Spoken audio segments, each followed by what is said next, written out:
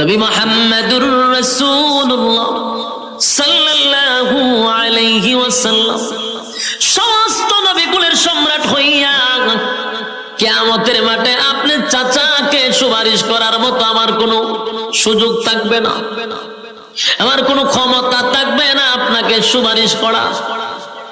তাই চাচা বিদায় হওয়ার এক মুহূর্তে একটা বারের জন্য আমার কানে কানে কালেমা পড়ায়া শোনায়া দেন। আল্লাহর নবী বুঝতে পারছেন আবু জাহিল্লা বসা, আবু লাহাব বসা, মক্কার সব বড় বড় নেতা চতুর্দিকে বসা। আবু তালেব বলেন, বাতিজা আমি যদি কালেমা পড়ি, ওই দেখ আবু জাহিল্লা বসা, আবু লাহাব বসা, মক্কার সব লোক বসা, কালেমা পড়া যদি মারা যায়